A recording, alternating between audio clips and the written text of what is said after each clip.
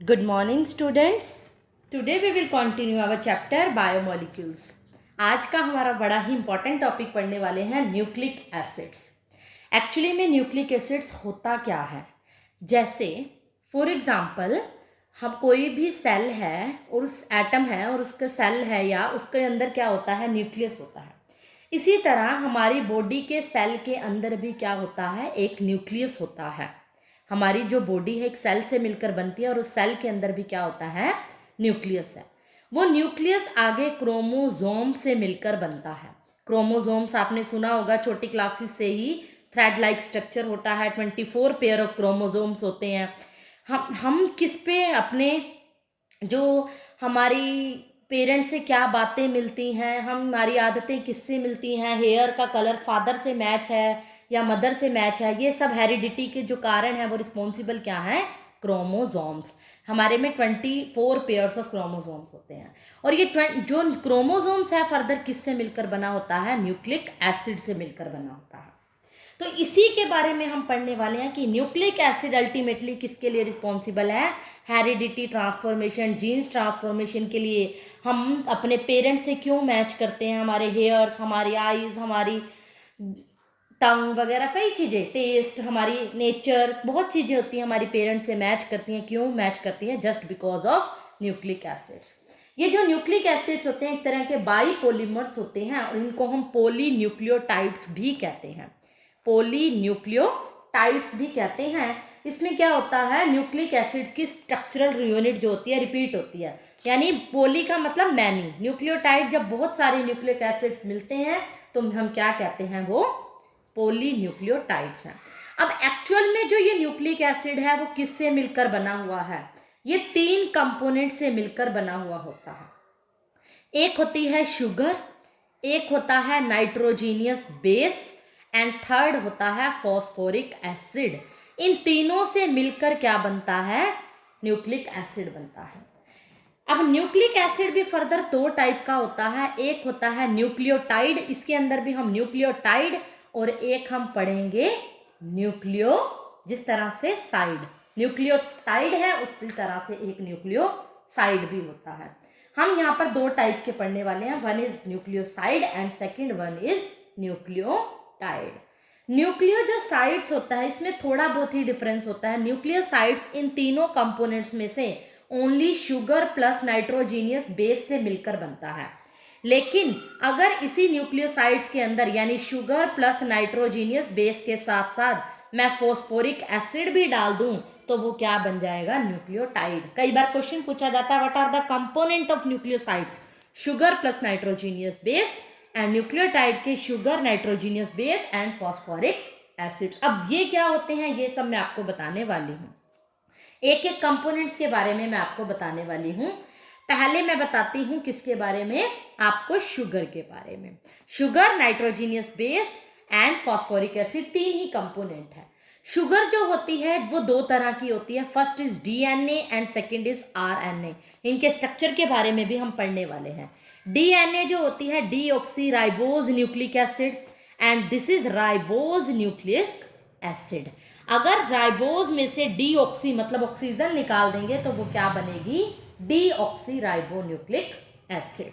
अब मैं पहले आपको शुगर के स्ट्रक्चर के बारे में बताने वाली हूँ. एक्चुअली जो हम शुगर या स्टडी करेंगे वो 2 पेंटोज शुगर की स्टडी करेंगे. पेंटोज शुगर, जैसे मैं आपको सिर्फ डायरेक्ट हवार्थ प्रोजेक्शन के बारे में बता रही हूँ, हवार्थ प्रोजेक्शन फॉर्म बताने वाली हूँ. हमने हवार्थ प्रोजेक्शन की फॉर्म सीखी है, मैं आपको पिछली वीडियोस में लेक्चर में बता चुकी हूँ. ये जो स्ट्रक्चर होता है जो कि याद होगा आपको, फ्रुक्टोज के केस में आपने 5 रिंग बनाई थी, 5 मेंबर्ड रिंग बनाई थी और वहाँ पर ये स्ट्रक्चर्स पड़े थे. तो ये वही स्ट्रक्चर है जिसको मैं नाम किसका दे रही हूँ, राइबोज शुगर का. और ये कौन सी फॉर्म होएगी, बीटा डी. बीटा क्यों है, क्योंकि इसके अंदर एनॉर्मस कार्बन पे OH ग्रुप जो होता है वो लेफ्ट हैंड साइड पे है. जो लेफ्ट पे होता है वही तो अबव द ग्रुप होता है.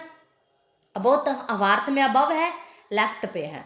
लेफ्ट पे होता है तो बीटा फॉर्म है. ये होता है राइबोज का स्ट्रक्चर. और अगर इसमें से मैं ये वाली ऑक्सीजन रिमूव कर दूं सेकंड नंबर वाली, तो ये जो स्ट्रक्चर हो जाएगा वो किसका हो जाएगा, डीएनए का, यानी राइबोज की बजाय डीऑक्सी राइबोज का हो जाएगा. मैं आपको एक बार बना के दिखा देती हूँ. यहाँ पर हाइड्रोजन है, यहाँ पर भी हाइड्रोजन हो जाएगी, यानी ऑक्सीजन, डीऑक्सी का मतलब भी ये है कि ऑक्सीजन को मैं रिमूव करने वाली हूँ। अगर मैं ऑक्सीजन रिमूव करूँगी तो ये जो स्ट्रक्चर होगा डीएनए का होगा। डीएनए का मतलब होता है डीऑक्सी राइबोन्यूक्लिक एसिड, तो ये भी ऑटोमेटिकली बीटा डी फॉर्म ही होगी। जैसे वो है बीटा फॉर्म है, इसी तरह ये भी बीटा फॉर्म ही होगी। अब मैं आपको सेकेंड कंपोनेंट जो कि है हमारा नाइट्रोजीनियस बेस के बारे में बताने वाली हूँ। नाइट्रोजीनियस बेस क्या होते हैं? नाइट्रोजीनियस बेस भी फर्दर 2 टाइप्स के होते हैं। First is purines and second is pyrimidines. Purines भी आगे क्या है, टाइप्स हैं। एक तरह से ये लगा लो ये एक माता पिता है, इनके आगे बच्चे हैं। मतलब जो प्यूरिन्स है, वो प्यूरिन्स के जो आगे बच्चे हैं वो आगे कितने टाइप के होते हैं? 2 टाइप्स के होते हैं। एक होता है एडेनिन और एक होता है गुआनिन। इसी तरह जो पायरामीन्स होता है वो फर्दर 3 टाइप का होता है। फर्स्ट होता है यूरासिल, सेकंड होता है थायमाइन एंड नेक्स्ट होता है साइटोसाइन, जिसको यू, टी और सी से डिनोट करते हैं। जैसे एडेनिन को ए और सी से डिनोट, गुआनिन को जी से डिनोट करेंगे। मतलब मैं आपको क्या बताना चाह रही हूँ, नाइट्रोजीनियस बेस 2 टाइप का होता है, प्यूरामीन्स एंड पायरामिडीन्स। प्यूरामीन्स आगे 2 का है एडेनिन एंड गुआनिन, और पायरामिडीन जो भी होता है आगे 3 यूरासिल, थायमाइन और साइटोसिन है। इसके फर्दर टाइप से क्या मतलब है, जो प्यूरिन का स्ट्रक्चर होता है उससे मिलता जुलता एडेनिन और गुआनिन का, क्योंकि यही हम स्ट्रक्चर को ही जोड़ के आगे न्यूक्लिक एसिड्स के बारे में पढ़ने वाले हैं।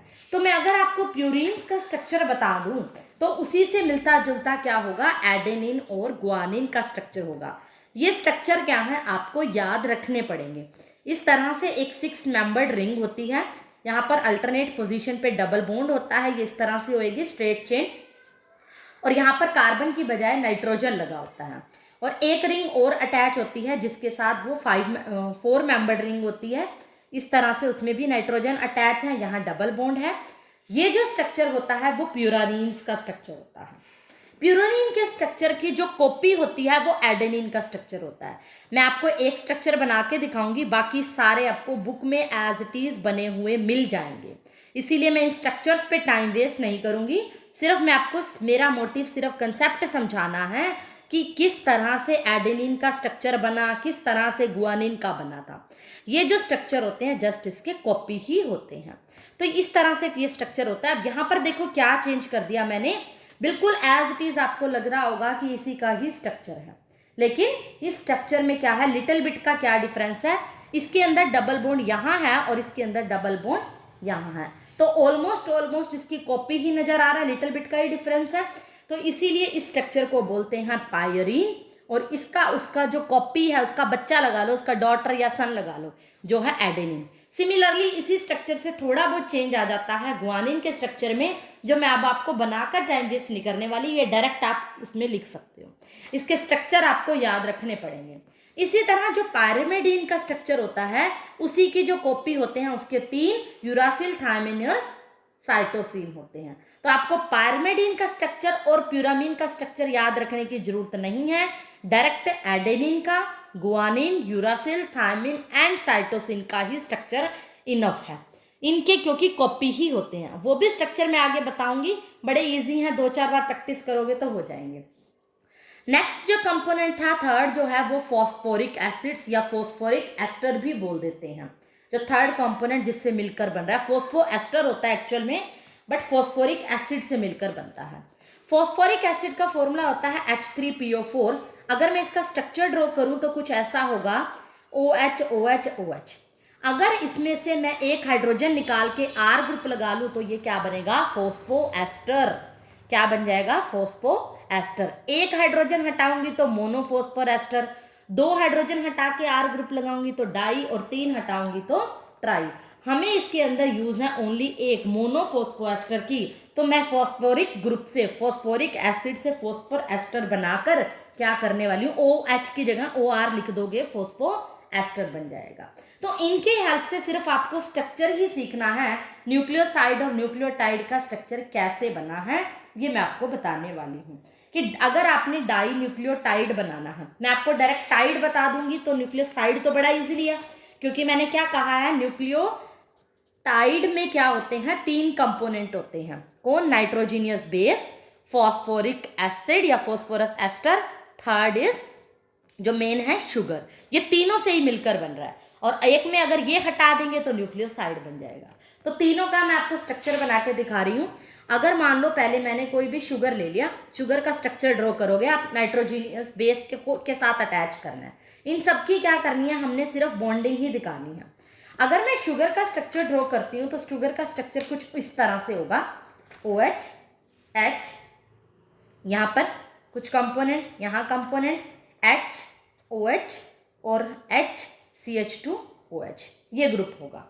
हमने क्या करना है, इनके साथ जो भी नाइट्रोजीनियस बेस या फॉस्फोरस एस्टर ऐड करेंगे वो अटैक इस तरह से करना है कि हमने वाटर को रिमूव करना है। पहले मैं नाइट्रोजीनियस बेस को जोड़ रही हूँ। नाइट्रोजीनियस जो बेस है वो हमें पता है एक रिंग टाइप स्ट्रक्चर होता है, जो मैं अभी आपको बना चुकी हूँ। कई बार बुक्स में ना ऐसे भी लिखा होता है, डायरेक्ट यहाँ बेस लिख देता है। बेस पे डिपेंड कर रहा है, एडेनिन भी लिया है उसने, कहा है कि किसके साथ बनाओ, गुआनिन, यूरासिल या थायामाइन या साइटोसिन, कोई भी बेस हो सकता है। डायरेक्ट बेस लिख दिया और सभी के नीचे यहाँ NH तो होता ही है। अगर मैं यहाँ से NH में से H और इसमें से OH निकाल दूँ तो वाटर बाहर निकल जाएगा। डायरेक्टली बॉन्ड किसके साथ जुड़ जाएगा, नाइट्रोजन के साथ, ओनली नाइट्रोजन बचेगा। और इधर से फॉस्फोरिक एसिड्स में से P डबल बॉन्ड O, इधर से भी हमें पता है OH होता है, इधर भी OH, इधर भी OH। इधर मैं क्या कर दूं, OH में से H और OH में क्या कर दूं, वाटर निकाल सकती हूँ, और इधर से भी मैंने वाटर निकाल दिया। यहाँ पे आप OH भी लगा सकते हो, और अगर मैं क्या कह दूं, एस्टर बनाना है तो OR होगा यहाँ पे, अल्टीमेटली डाई एस्टर हो जाएगा।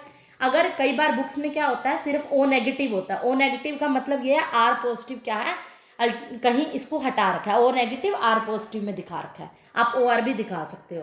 तो इसका जो स्ट्रक्चर होगा वो देखो, यहाँ पर क्या करा है हमने, सिर्फ और सिर्फ बॉन्ड बनाया है, वाटर को निकाला है। जब वाटर को बेस में से निकाला तो अल्टीमेटली क्या हुआ, हमें बेस मिलके नाइट्रोजन के साथ बॉन्ड बन गया, और OH और H निकल के वाटर निकल गए हैं। ये एज इट इज जो भी है इसके अंदर लगा लेना, मैं इसको छोड़ रही हूँ। OH और H मिलकर यहाँ पर भी क्या निकल गया, वाटर।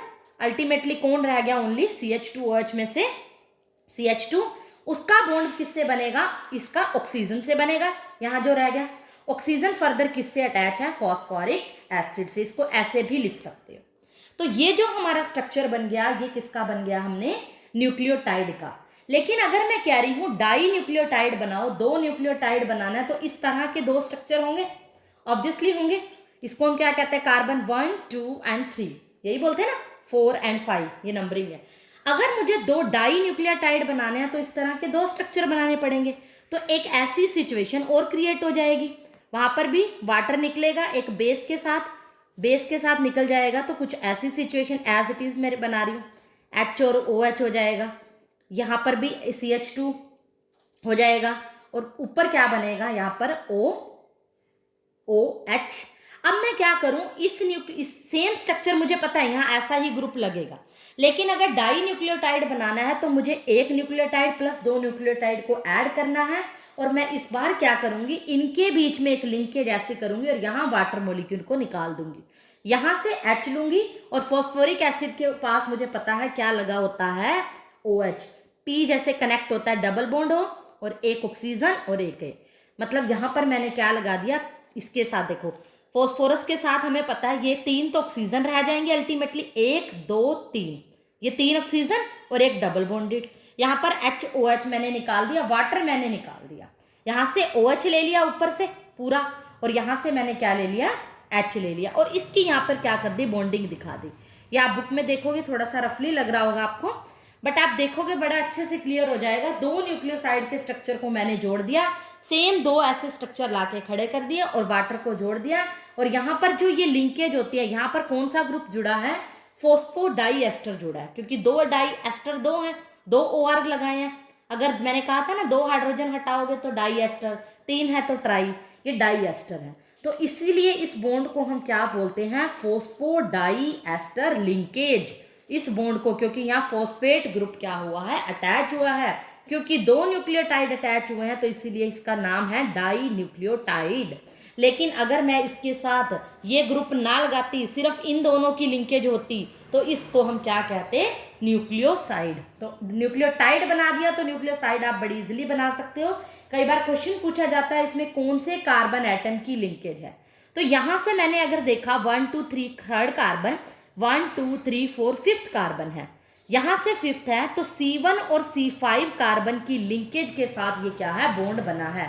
कई बार पूछता है फॉस्फोडाइएस्टर लिंकेज में कार्बन कौन से कार्बन एटम की लिंकेज है, तो C1 और C5, पहले न्यूक्लियोटाइड का C1 और दूसरे का C5, फिफ्थ कार्बन लिंकेज कर रहे हैं और बॉन्डिंग आपस में बन रही है। यहाँ पर फॉस्फोएस्टर ग्रुप जुड़ रहा है, इसीलिए हम इसको क्या बोलेंगे, फॉस्फोडाइएस्टर लिंकेज, क्योंकि दो न्यूक्लियोटाइड जुड़ रहे हैं इसीलिए ये क्या होगा, डाई न्यूक्लियोटाइड। और अगर यहाँ पर क्या फॉस्फोएस्टर ग्रुप ना होता तो ये न्यूक्लियोसाइड बन जाता। तो इसीलिए मैंने बड़ा स्ट्रक्चर बना दिया, छोटा आप बना सकते हो। तो यहाँ पर आपने इसके स्ट्रक्चर की बड़े अच्छे से प्रैक्टिस करनी है, और आपको नेक्स्ट लेक्चर में न्यूक्लिक एसिड के स्ट्रक्चर के बारे में मैं बताऊंगी, प्राइमरी और सेकेंडरी, जिसमें हम डीएनए आरएनए की डिटेल पढ़ेंगे। तो अब कई बार आपको ये बात समझ आ गई होगी, बेस में तो एडेनिन और ग्वानिन का कई बार कोई भी बेस हो सकता है ये, उसका अगर हमें स्ट्रक्चर याद नहीं है तो हम डायरेक्ट ऐसे भी बेस लिख देते हैं, बुक्स में लिखा हुआ होता है, और अगर चाहो तो पूरा स्ट्रक्चर भी इसकी जगह आप बना सकते हो। अगर याद नहीं है तो आप बेस लिख दो, नीचे वाला आप याद रख लिया करो कि H और इसके साथ वाटर निकाला है, बॉन्डिंग बनी है। तो आज के लिए इतना ही, थैंक यू, दैट्स ऑल।